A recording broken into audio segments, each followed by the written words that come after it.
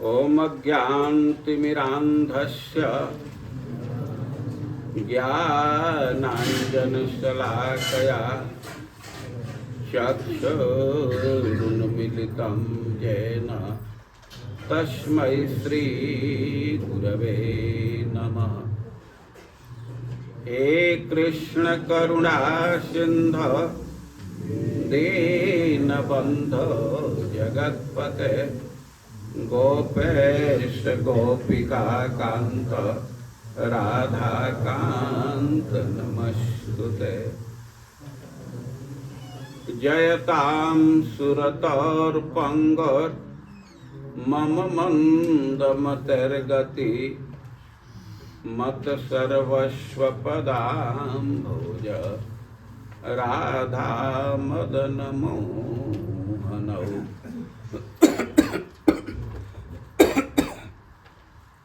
तप्त कांचन गौरांगी राधे वृंदावनेश्वरी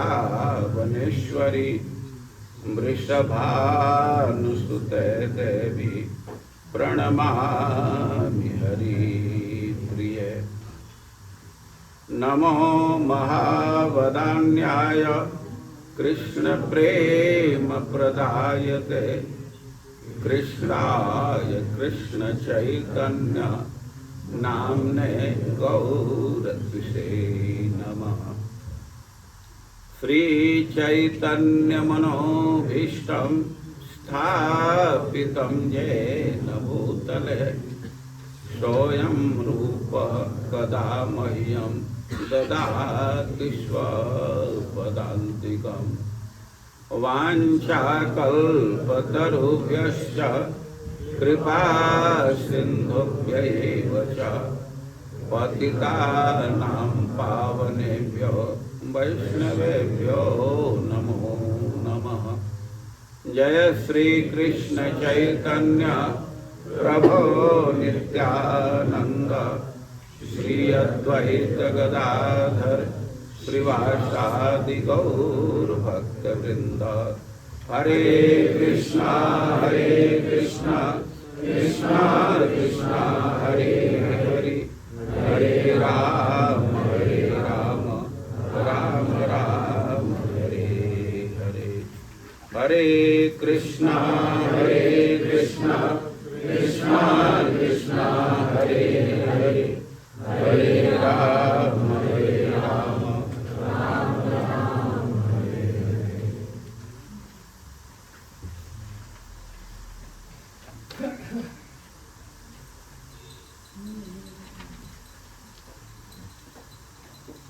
जगह है लेकिन एक महत्वपूर्ण डाला नहीं है। जगह तो नीचे बचा है।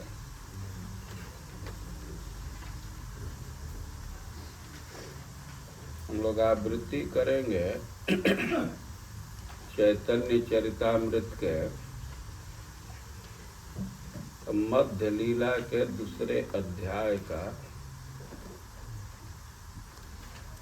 58 नंबर का श्लोक 58।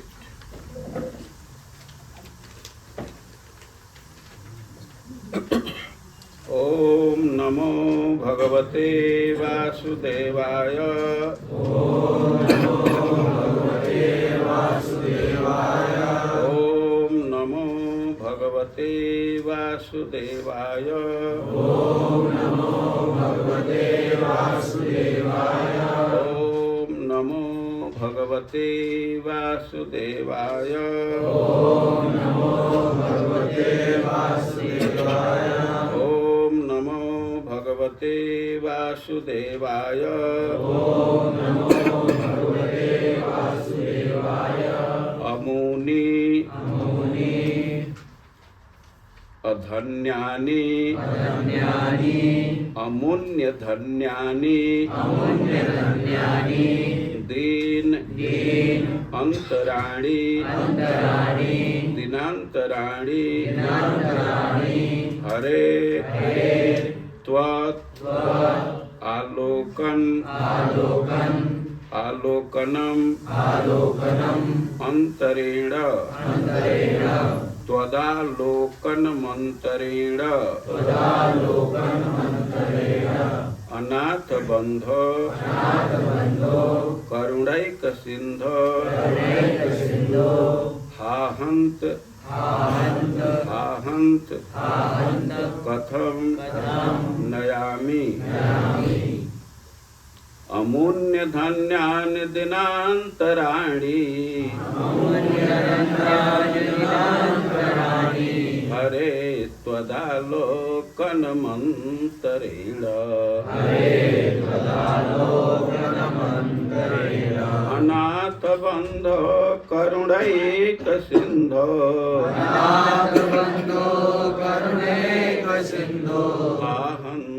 हाहंत कथम नयामि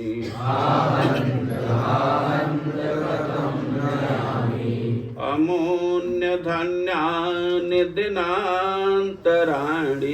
अमूल्य धन्यानि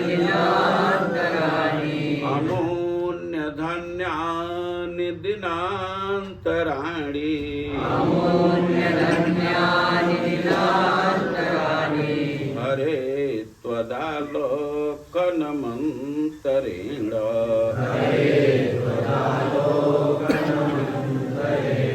अनाथ बंधो करुणैक सिंधो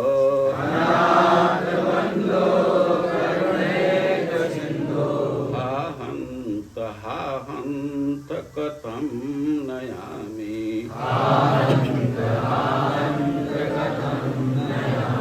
अमूल्य धन्यानि दिनांतराणि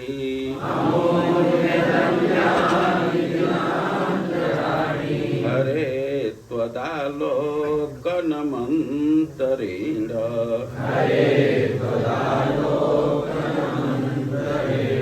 अनाथ बंधो करुणैक सिंधो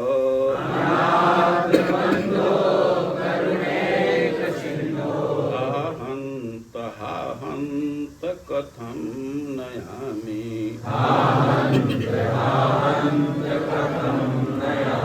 बोलिए सब लोग साथ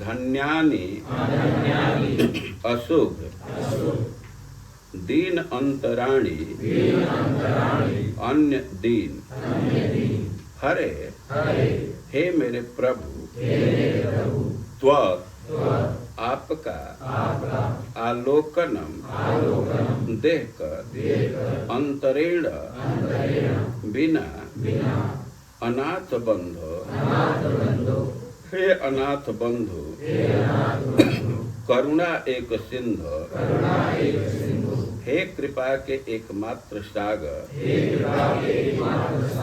हाहंत हाय हाहंत हाय कथम कैसे नयामि व्यतीत करूंगा। अनुवाद और तात्पर्य श्रील प्रभुपाद के द्वारा। अनुवाद। हे प्रभु, हे पूर्ण पुरुषोत्तम भगवान, हे अनाथों के मित्र, आप एकमात्र कृपा के सागर हैं। क्योंकि मैं आपसे मिल नहीं पाया, इसलिए मेरे अशुभ दिन तथा रात असह्य हो गए हैं।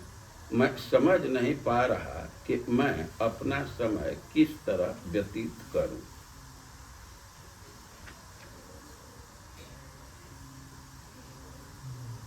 अंग्रेजी में तो क्रिया में स्त्रीलिंग पुल्लिंग है नहीं। अब अनुवाद करने वाले को छूट है।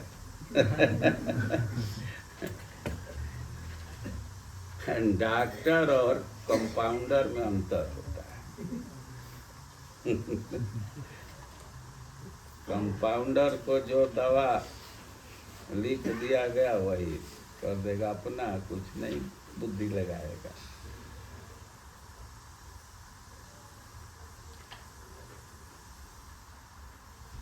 तात्पर्य, यह श्लोक बिलोमंगल ठाकुर कृत कृष्ण करुणामृत से लिया गया। जगत गुरु श्रील प्रभुपाद की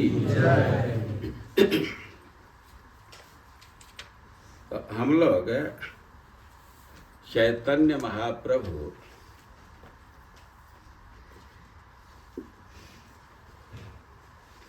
ये लीला का श्रवण कर रहे हैं। तो इस अध्याय में भगवान के अंतिम दिनों का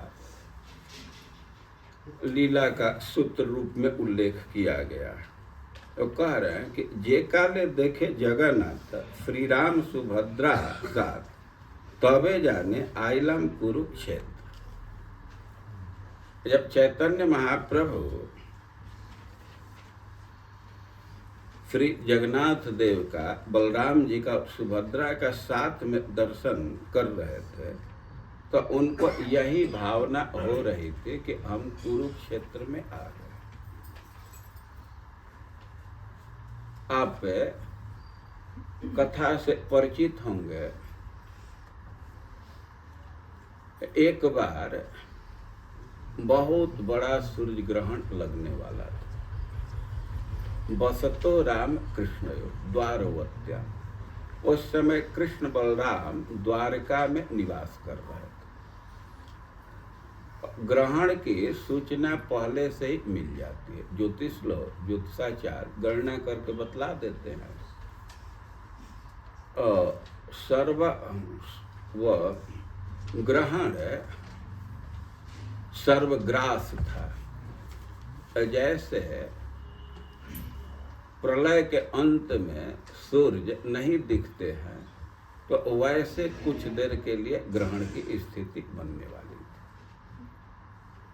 अब पता था कि ग्रहण लगने वाला है, तो श्रेयो विधित सया, अपने मंगल के लिए बहुत लोग तैयारी करने लगे ग्रहण में जाने के लिए।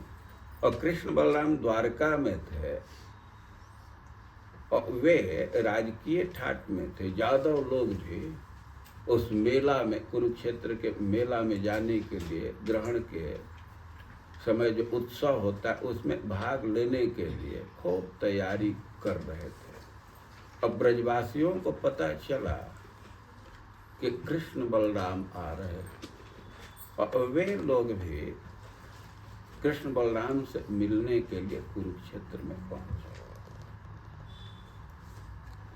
राधा रानी वे कुरुक्षेत्र में गई, कृष्ण से मिली और कह रही हैं, इसी चैतन्य चरितामृत में लिखा गया है, कह रही हैं कि आप वृंदावन चलिए, क्योंकि हम तो वृंदावन को छोड़ नहीं सकते। अब बहुत भारी विवाद। अब वे कुरुक्षेत्र में जा करके बोल रही हैं और कह रहे हैं कि हम तो वृंदावन छोड़ ही नहीं सकते।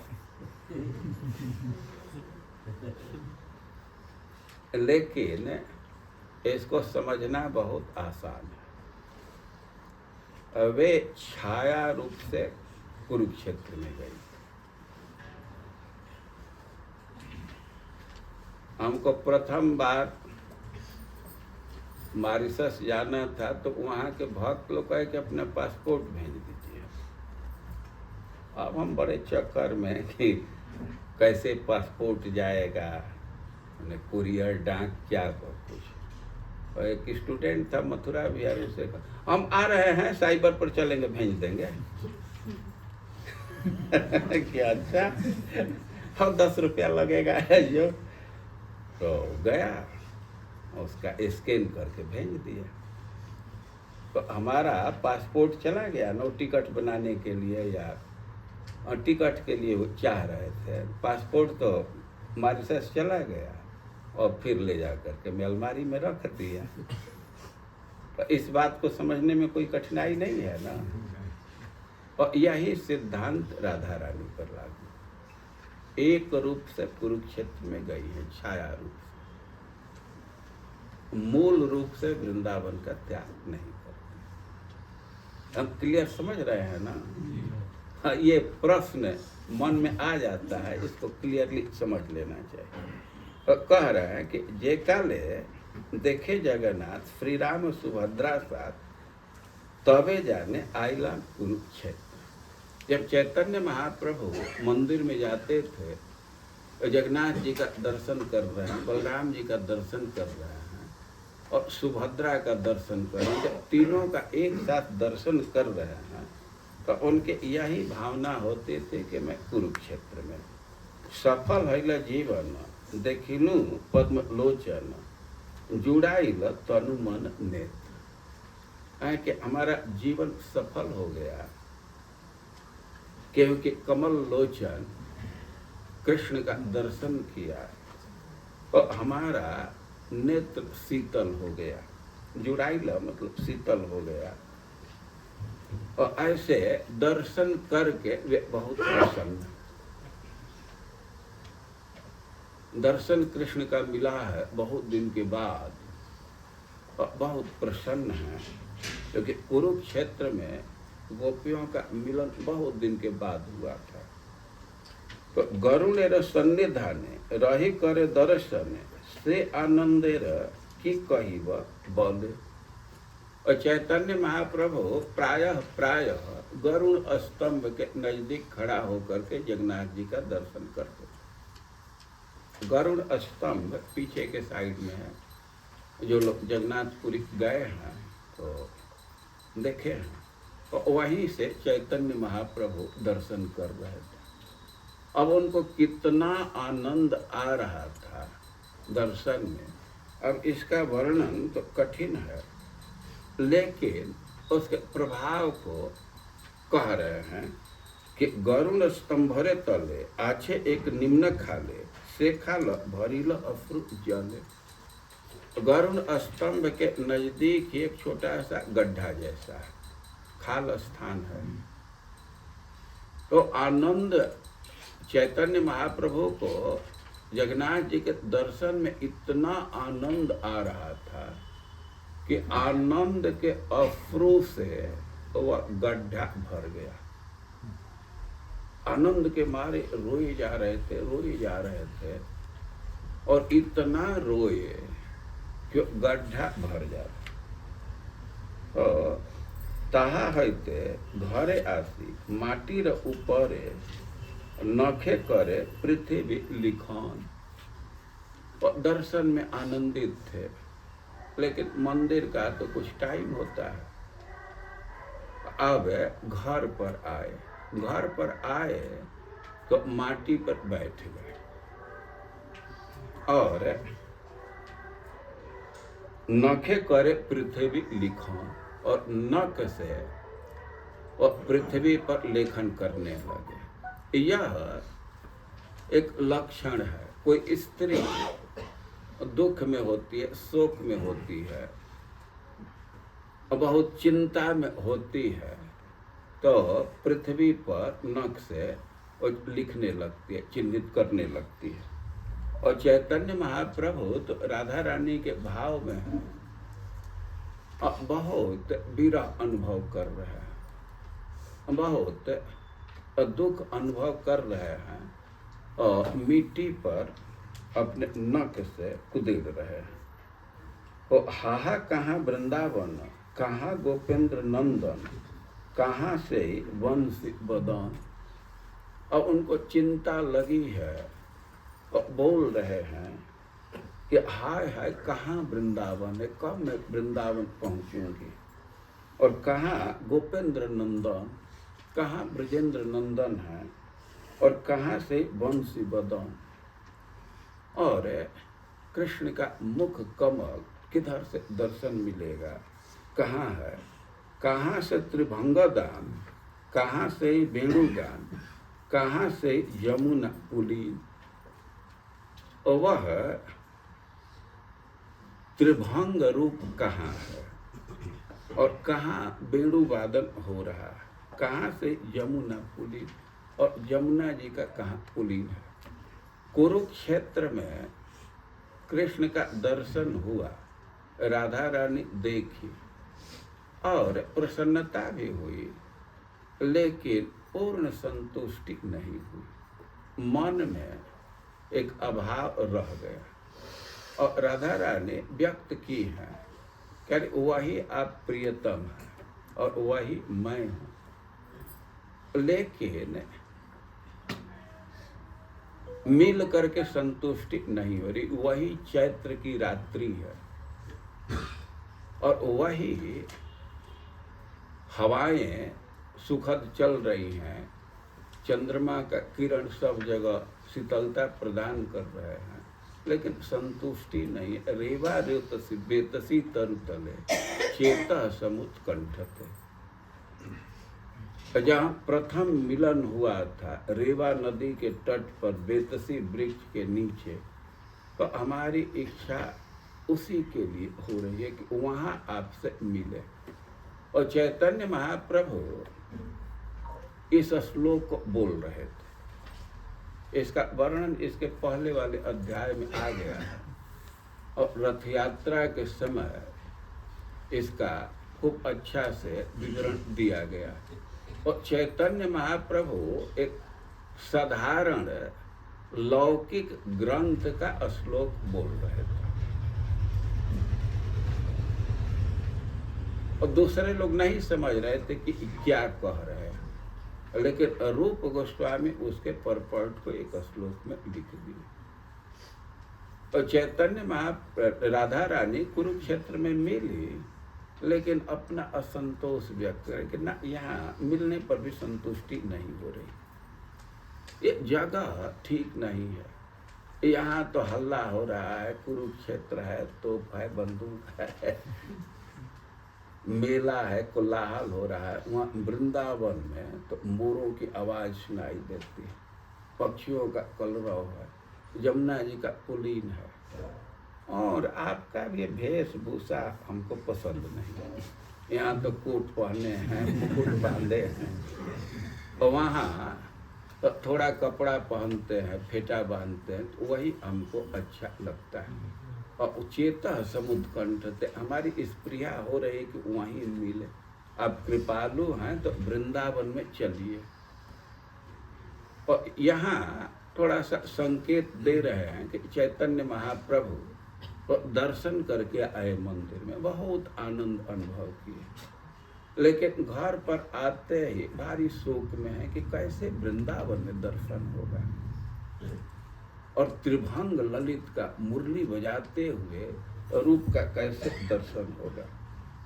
तो कहाँ से रास विलास, कहाँ नित्य गीता हास, कहाँ प्रभु मदन मोहन, यानी कि वो रास लीला और नृत्य गीत, गोपियों के साथ परिहास को, और भगवान का रूप जो मदन को भी मोहित करने वाला। जब भगवान गोपियों के साथ होते हैं तो उनके रूप में और निखार आ जाता है, और वो इतना सुंदर रूप दिखता है कि कामदेव तो मूर्छित होकर के गिर गया। और कामदेव को भी मूर्छित करने वाला रूप का है। उठिला नाना भावा वेग, मने हला उद्वेग, क्षण मात्र नाई गुआईते। और ऐसे सोच करके और चैतन्य महाप्रभु के मन में विविध भाव जगने लगे, बहुत बहुत भाव उदित होने लगा। और उसमें कह रहे कि भाव के तीव्रता से उनका मन चपल हो गया, वो उद्वेग में पड़ गया। उठिला नाना भावा वेग, मन हईल उद्वेग, मन में उद्वेग हो गया। और क्षण मात्र नारे गुआईते, अब एक क्षण भी व्यतीत करना कठिन हो रहा था कृष्ण के दर्शन के अभाव में। प्रबल विरहानले धैर्य हईल टलमल, नाना श्लोक लागिला पड़ीते। अब चैतन्य महाप्रभु का धैर्य टूट गया।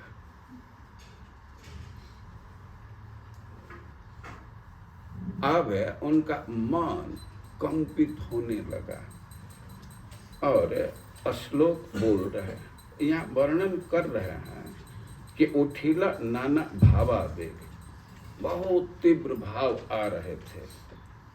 मने हैला उद्वेग, मन उद्विग्न हो गया, या उद्वेग भाव का उद्वेग भाव से मन अतिक्रांत हो गया, वही छा गया। तो भाई उद्वेग का क्या लक्षण है, और बतलाया गया है कि उद्वेगो मनसः कंप तत्र निश्वास चापले, कि उद्वेग का लक्षण है कि मन कांपने लगता है, स्प्रिंग जैसा इधर उधर होने लगता है, स्थिर नहीं रहता है, और लंबे लंबे श्वास निकलने लगते हैं, और चापल भाव आ जाता है। चापल का अर्थ है हल्का हो जाना।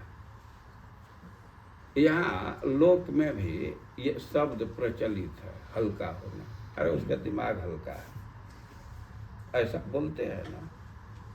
जो नॉर्मल स्थिति में नहीं है, नॉर्मल से नीचे आ गया है, उसका दिमाग हल्का है, हल्का दिमाग हो गया, वो मन सीधे को पागल हो गया।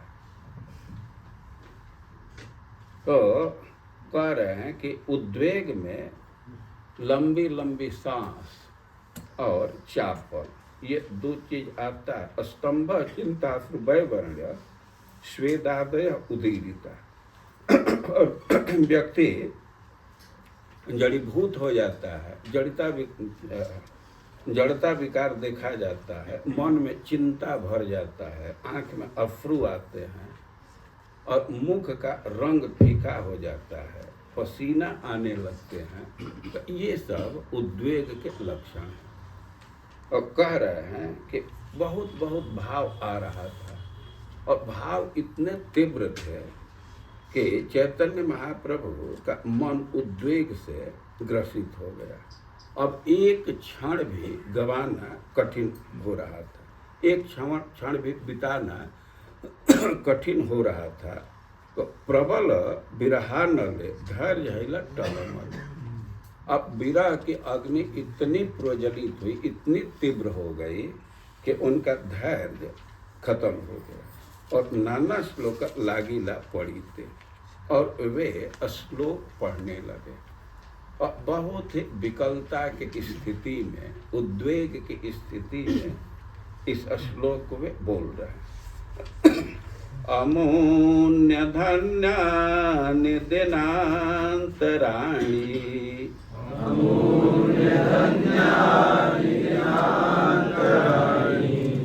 हरे त्वदालोकनमन्तरेण,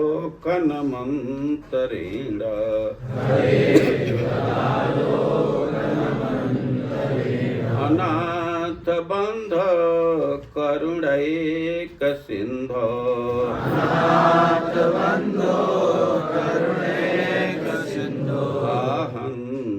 हाहंत कथम नयामि,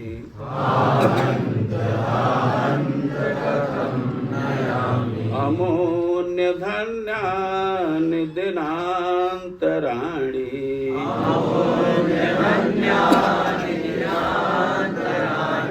हरे त्वदालोकनमन्तरेण,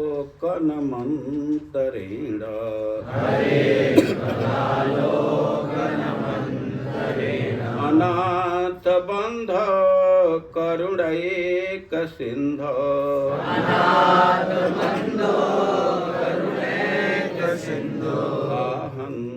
हाहंत कथम नयामि,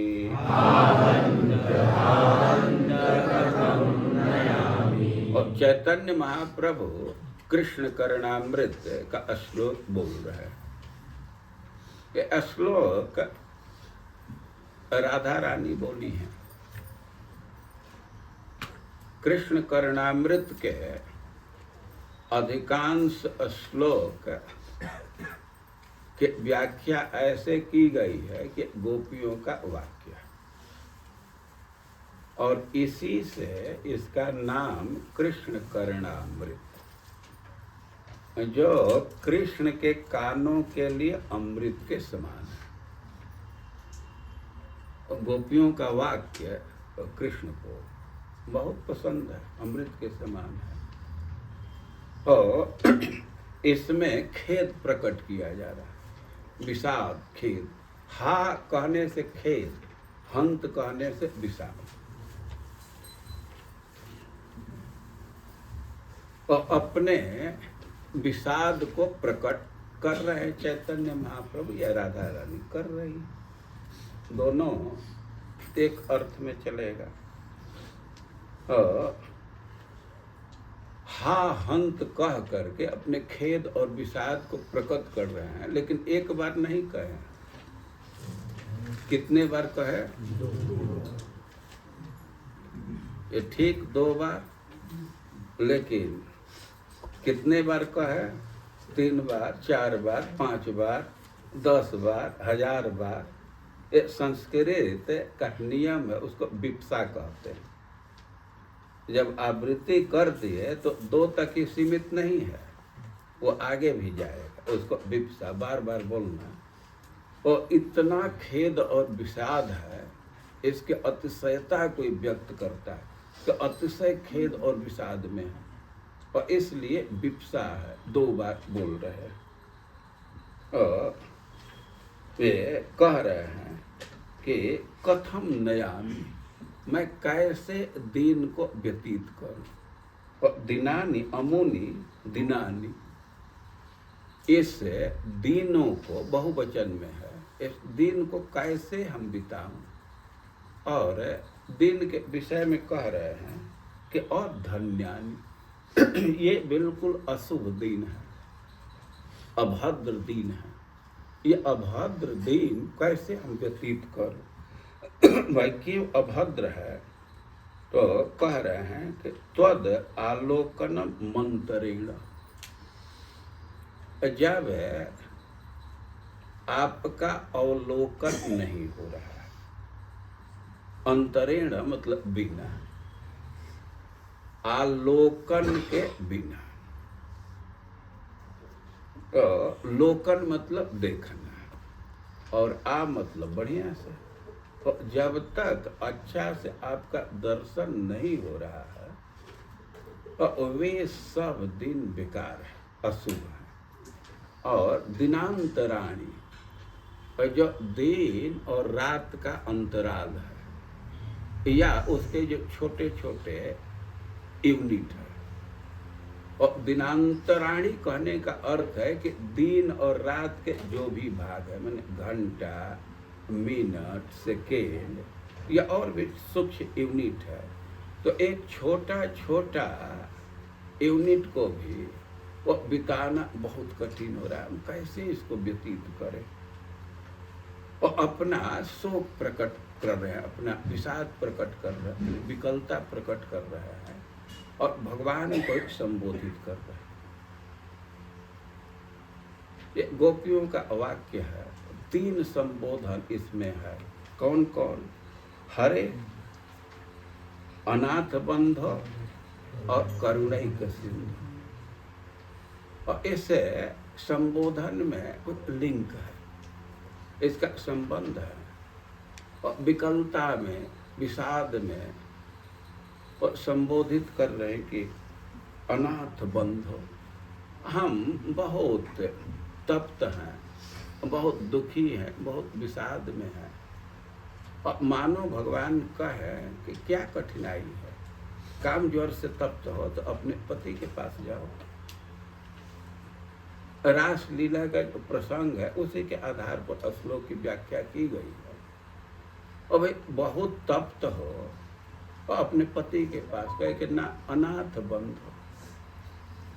अनाथ, अब हम लोगों के पति कहाँ हैं? हम लोग तो त्याग कर चुकी हैं। अब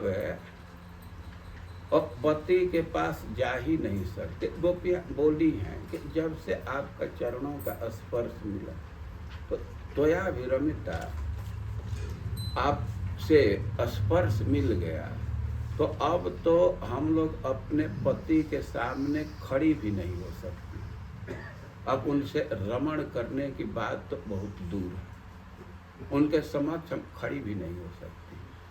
और करें कि अनाथ, अब तो पतियों का त्याग हो चुका है। वे क्यों त्याग किए? आरती दही, वहाँ तो केवल दुख की अनुभूति हो रही थी और हम लोग छोड़ दिए।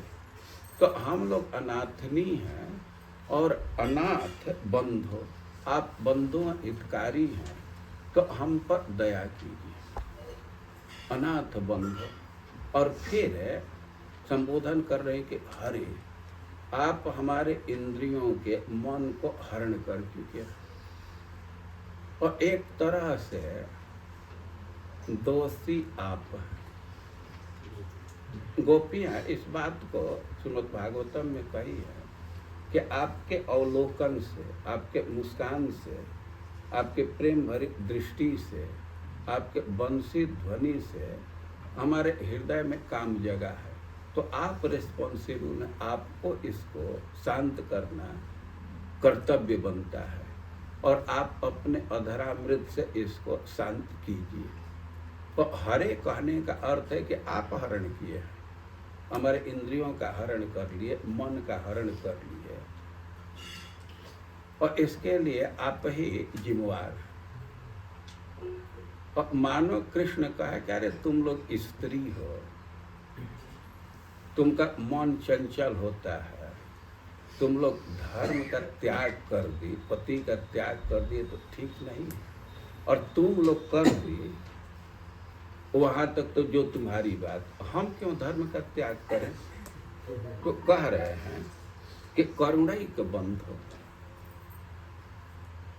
या करुणाई का सिंधु, आप है करुणा के एकमात्र सिंधु, आप परम करुणाशाली हैं। तो हम अनाथनी को, हम दुखियों को स्वीकार करने के लिए, हम पर कृपा करने के लिए आप धर्म का भी अतिक्रमण कर दीजिए, धर्म का अतिक्रमण करके भी हम पर कृपा कीजिए, क्योंकि आप करुणा के सिंधु। तो इस भाव से वे संबोधित कर रही हैं। और चैतन्य महाप्रभु इसी श्लोक को बोल रहे हैं, अमुन्य धन्या निदिनांतराणी हरे त्वदालोकन मंतरेण अनाथ बंधो करुणैक सिंधो हा हंत कथम नयामि। और कैसे मैं अपने इस अशुभ दिन को व्यतीत करूं?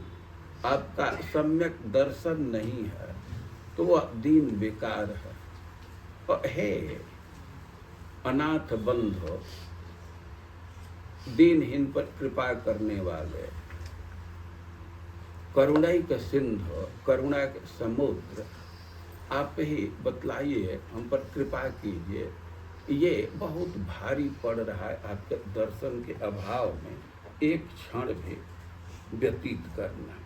तो श्लोक बोल करके और चैतन्य महाप्रभु इसका अर्थ बोल रहा है, तुम्हारा दर्शन बिने और धन्य यही रात्रि दिन है। कि आपका दर्शन नहीं है तो चाहे रात हो दिन हो सब बेकार है, अशुभ है। यही काल ना जाए काटो। अब इस काल को, इस समय को बिताना बहुत कठिन हो रहा है, नहीं व्यतीत हो रहा है। तुम्हें अनाथेर बंधु अपार करुणा से कृपा करी देह दर्शन। आप अनाथों के बंधु हैं, करुणा के सिंधु हैं, तो कृपा करके दर्शन दीजिए। और उठिला भाव चापल मन हैल चंचल भावेर गति बुझन न जाए। और ऐसे श्लोक बोले और मन अब चापल भाव से आक्रांत हो गया। पहले उद्वेग भाव से आक्रांत था और उद्वेग में भी चापल रहता है, उसका लक्षण चपलता है। लेकिन अब चपलता का ही आवेश बढ़ गया, इसी से मन आक्रांत हो गया। और चपलता का लक्षण दिया गया चापल भाव का कि राग द्वेषादि चित्त लाघवम चापलम भवे। किसी में अतिशय आसक्ति हो जाए या किसी में बहुत द्वेष हो जाए और मन ठीक से काम न करे और स्थिर हो जाए तो उसको चापल कहते हैं। तो तत्र अविचार पारुष्य स्वच्छंदा चरणादय, इसका प्रकट लक्षण क्या आता है कि अविचार इलॉजिकल थिंकिंग होने लगता है, और पारुष्य कठोरता देखा जाता है वचन व्यवहार में, और स्वच्छंद आचरण की वृत्ति देखी जाती है। और यह चापल भाव का लक्षण है। और चैतन्य महाप्रभु का भाव, चैतन्य महाप्रभु का मन चापल भाव से आक्रांत हो गया, और कह रहे हैं कि उठिला भाव चापल मन हैल चंचल भावेर गति बुझन न जाए। अदर्शने पोड़े मन, कृष्ण के दर्शन के बिना मन जल रहा है। के मन पाप दर्शन, कैसे हम दर्शन पाएंगे। और कृष्ण ठाई पूछे न उपाय, खुद कृष्ण के नजदीक ही उपाय पूछ रहे हैं। तो अब श्लोक बोल रहे हैं, तो अक्षय सबम त्रिभुवनाद्भुत मेत्यवेहि मच्चापलम च तव वा मम वाधिगम्यम तत्किं करोमि विरलं मुरली विलासे मुग्धं मुखाम्बुजमुदेक्षितमीक्षणाभ्याम्। और राधा रानी कह रही हैं कि त्वच्छय सवम, आपका जो सुकुमारता है या चंचलता है, तो त्रिभुवनाद्भुत मित्यव्ययी, आपका जो सौंदर्य है, खास करके सुकुमारता है, आकर्षण है, और त्रिभुवन में अद्भुत है। ऐसा आकर्षण कहीं दूसरे जगह नहीं है, ऐसी सुकुमारता कहीं दूसरे जगह नहीं है। तीनों संसार में, तीनों जगत में यह अद्भुत है। और मच्चापलम च तव वा मम वाधिगम्य, और हमारी उत्कंठा भी अद्भुत है। और कह रहे हैं कि हमारी उत्कंठा को मैं जानती हूँ और आप जानते हैं। वे आप जानते, ये कहने का अर्थ क्या है कि ये जो उत्कंठा, चपलता, ये जागृत हुई है, तो आप ये तो जागृत किए हैं बंसी बजा करके, रूप दिखा करके, तिरछी चितवन से देख करके, तो आपको अभी पता है क्योंकि आप इसको उदित किए। और तत्किम करोमि विरलम मुरली विलासी मुग्धम मुखाम्बुज उदीक्षुतुम इक्षणाभ्याम, क्योंकि आप बतलाइए कि क्या उपाय करें सुंदर मुरली विलासी मुख का दर्शन करने के लिए। और वे राधा रानी कह रहे हैं कि विरलम, ये जो बंसी बजाते हुए मुख का दर्शन है, सर्वत्र सुलभ नहीं है, कम से कम हमारे लिए तो एकदम विरल है। क्योंकि वन से जब लौटते हैं तब दर्शन का अवसर है, या गांव से वन में जाते हैं तब अवसर है, सदैव अवसर नहीं, विरलम। और मुखाम्बुजम उदीक्षितुम, हम कैसे अच्छा से मुख कमल का दर्शन करें, आप उपाय बतलाइए। और कह रहे हैं कि इक्षणाभ्याम, हम मन से दर्शन की बात नहीं कर रहे हैं, मन में तो दर्शन होता है, इक्षणाभ्याम दोनों आँखों से प्रकट दर्शन कैसे होगा, इसको आप बतलाइए। और राधा रानी कृष्ण से उपाय पूछ रही। अब यही देखिए, ये चित्त का लाघव है। अब कृष्ण वही हैं, उन्हीं से पूछ रहे हैं, तो दर्शन नहीं है क्या? और ये सब इलॉजिकल बात है। लेकिन ये भाव आक्रांत हो जाता है चित्त पर, तो ऐसा ही वाणी ऐसी ही वाणी निकलती है। तो ये चापल भाव ग्रसित है चैतन्य महाप्रभु, उनका मन आक्रांत है, और उसमें कृष्ण से पूछ रहे हैं। तो राधा रानी के इस श्लोक को बोल रहे हैं और इसका अनुवाद कर रहे हैं। तुम्हारा माधुरी बल ताते मोर चापल ए दी तुम्हें आमी जान, जो आपका मधुरिमा है, अट्रैक्शन है, तो अद्भुत है। और हमारी चपलता, उत्कंठा, यह भी अद्भुत है। और इसको आप जानते और हम जानते, दुनिया नहीं जानती। आप इसलिए जानते हमारे उत्कंठा को कि आप ही उत्पन्न किए हैं। और कहाँ करो, कहाँ जाऊँ, कहाँ गेले तो मैं पाऊँ, कहाँ मोहे मोरे कह तो अपनी, मैं कहाँ जाने से आपका दर्शन पाऊंगी। और इसको आप ही बतलाइए, क्या करूं, कहाँ जाऊं कि जिससे आपका दर्शन मिल जाए, तो उपाय आप बतलाइए। और इस प्रकार चैतन्य महाप्रभु जगन्नाथ जी के दर्शन के बाद घर पर जा करके दैन्य में है, विषाद में है, और श्लोक बोल रहे हैं और उसका अर्थ दिया जा रहा है। तो हम लोग चैतन्य महाप्रभु के वाक्यों का आवृत्ति करेंगे। आप लोग पीछे से बोलिएगा। पेपर पर है लेकिन एक श्लोक तो छोड़ दिया है, जगह तो है लेकिन छोड़ दिया है। जे काले देखे जगन्नाथ श्री राम सुभद्रा साथ, तब जाने आइलम कुरुक्षेत्र। जे काले देखे जगन्नाथ श्री राम सुभद्रा साथ, तबे जाने आइलम कुरुक्षेत्र। जे काले देखे जगन्नाथ श्री राम सुभद्रा साथ, तबे जाने आइलम कुरुक्षेत्र। ये काले देखे जगन्नाथ श्री राम सुभद्रा साथ, तबे जाने आइलम कुरुक्षेत्र। सफल हैल जीवन देखनु पद्मलोचन, जुड़ाइल तनु मन नेत्र।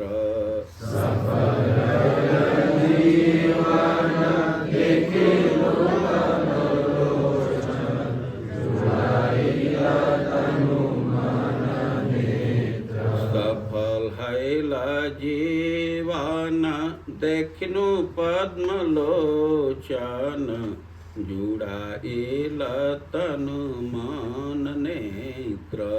सफल जीवन देखनु पद्मलोचन, जुड़ाइल तनु मन नेत्र। सफल हैल जीवन देखनु पद्मलोचन, जुड़ाइल तनु मन नेत्र। सफल जीवन देखनु पद्मलोचन, जुड़ाइल तनु मन नेत्र। गरुड़ेर सन्निधान रहे करे दर्शन, से आनंदर के कही बबले। गरुड़ेर सन्निधान रही करे दर्शन, से आनंदर के कही बबले। गरुड़ेर सन्निधान रहे करे दर्शन, से आनंदर के कही बबले। गरुड़ेर सन्निधान रही करे दर्शन, से आनंदर के कही बबले। गरुड़ स्तंभेर तले आछे एक निम्न खाले, से खाल भरिल अश्रु जले। गरुड़ स्तंभेर तले आछे एक निम्न खाले, से खाल भरिल अश्रु जले। गरुड़ स्तंभेर तले आछे एक निम्न खाले, से खाल भरिल अश्रु जले।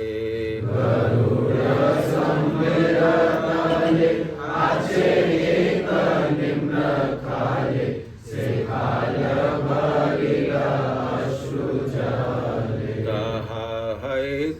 घरे आसे माटे रवो परे बसी नखे करे पृथ्वी लिखना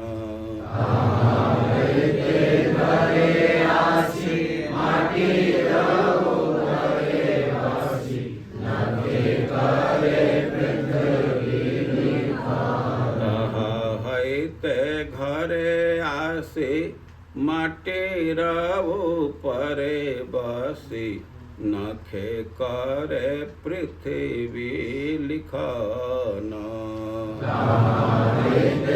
घरे आसी माटी रवो परे बसी नखे करे पृथ्वी लिखना कहाँ वृंदावन कहाँ गोपेंद्र नंदन कहाँ से ये बंसी बदन कहाँ वृंदावन कहाँ गोपेंद्र नंदन कहाँ से ये बंसी बदन कहाँ वृंदावन कहाँ गोपेंद्र नंदन कहाँ से ये बंसी बदन कहाँ वृंदावन कहाँ गोपेंद्र नंदन कहाँ से ये बंसी बदन कहाँ से त्रिभंग ठाम कहाँ से ये वेणुगान कहाँ से ये जमुना पुलीन कहाँ से त्रिभंग ठाम कहाँ से वेणुगान कहाँ से जमुना पुलीन कहाँ से त्रिभंग ठाम कहाँ से वेणुगान कहाँ से ये जमुना पुलीन कहाँ से त्रिभंग ठाम कहाँ से वेणुगान कहाँ से यमुना पुलीन कहाँ से रास विलास कहाँ नृत्य गीत हास कहाँ प्रभु मदन मोहन कहाँ से रास विलास कहाँ नृत्य गीत हास कहाँ प्रभु मदन मोहन उठिल नाना भावा वेग मने हैल उद्वेग क्षण मात्र नरे गोड़ाईते उठिल नाना भावेग मने हैल उद्वेग क्षण मात्र नरे गोड़ाईते प्रबल बिरहा नले धैर्य हैल टलमले नाना श्लोक लागिला पढ़ीते प्रबल बिरहानले धैर्य हैल टलमले नाना श्लोक लागिला पढ़ीते अमूल्य धन्यानि दिनान्तराणि हरे त्वदालोकनमन्तरेण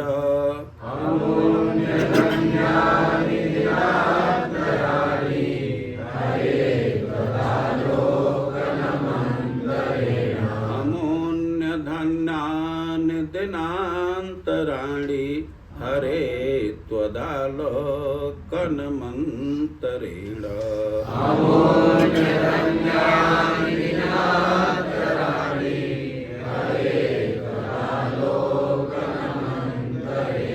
अनाथ बंध करुणैक सिंधो हा हंत कथं नयामि अनाथ बंधो करुणैक सिंधो हा हंत कथं नयामि अनाथ बंधो करुणैक सिंधो हा हन्त कथं नयामि।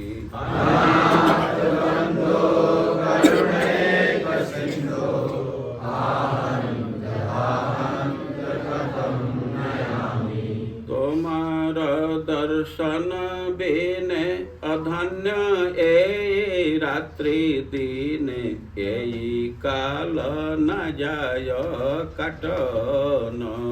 तुम्हारा दर्शन बिने अधन्य ए रात्रि दिन, यही काल न जाय कटन। तुम्हारा दर्शन बिने अधन्य ये रात्रि दिन, यही काल न जाय कटन।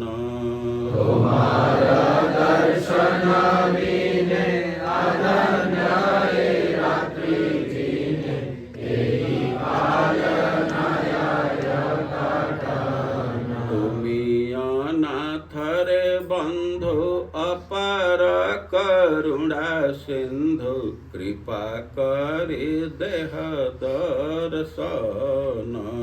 तुमी अनाथ बंधु अपार करुणा सिंधु, कृपा करि देह दर्शन।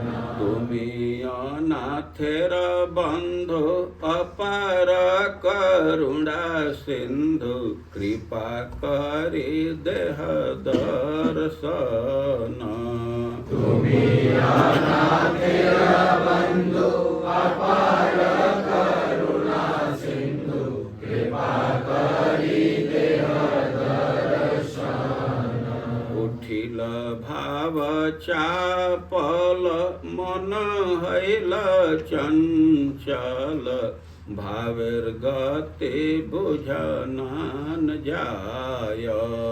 उठिल भाव चापल मन हैल चंचल, भावेर गति बुझनान जाय।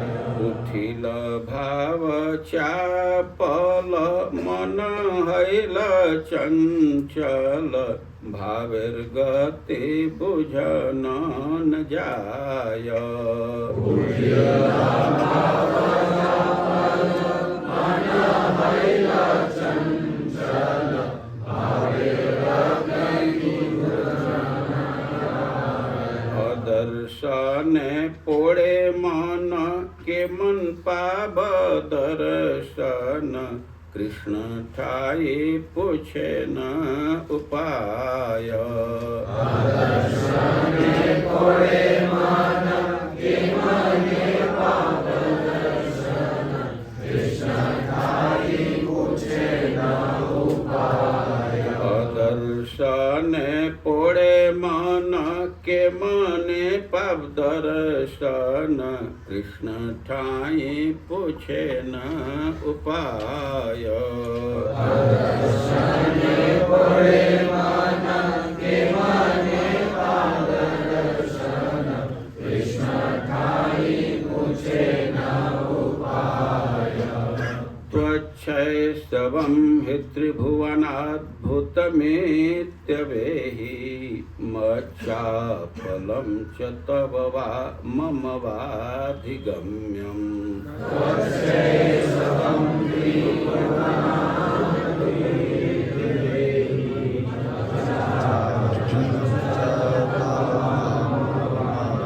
त्वच्छै स्तवं त्रिभुवनाद्भुतमित्यवेहि, मच्चापलं च तव वा मम वाधिगम्यम्।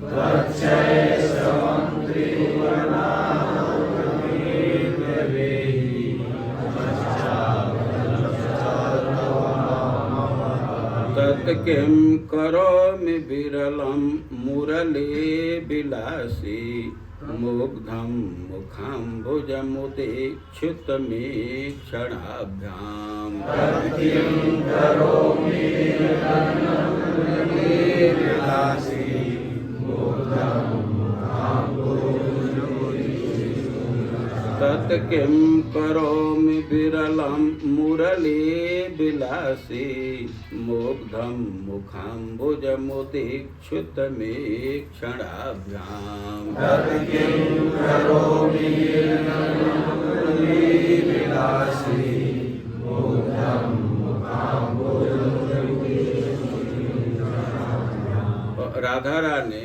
कृष्ण से ही पूछ रही हैं कि उपाय बतलाइए, क्योंकि हमारी चपलता को आप ही समझ रहे हैं और आपका जो सौंदर्य है वह त्रिभुवन में अद्भुत है, इसके समान कोई नहीं है। आप उपाय बतलाइए आपके दर्शन का। यह मत कहिएगा कि ध्यान कर, एक क्षणाभ्याम हम आँखों से देखना चाहते हैं और वह उपाय बतलाइए कि आँखों से देख सके। श्लोक बोल करके और चैतन्य महाप्रभु इसका अर्थ बोले हैं। आपके पास नहीं है, सुनिए ध्यान से, बोलिए पीछे से। तोमारा माधुरी बाल ताते मोर चापल एई दोये तुमी आम जानी। तुम्हारा माधुरी बाल ताते मोर चापल एई दोई तुमी आमी जानी। तुम्हारा माधुरी बाल ताते मोर चापल एई दोये तुमी आम जानी।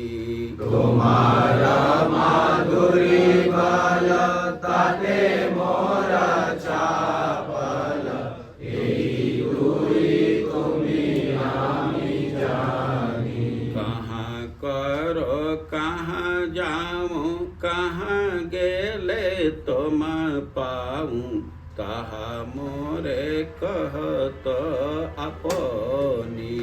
कहाँ करो कहाँ जाऊँ कहाँ गेले तुम पाऊँ कहाँ मोरे कहत अपनी। कहाँ करो कहाँ जाऊँ कहाँ गेले तुम पाऊँ कहा मोर कहत अपनी।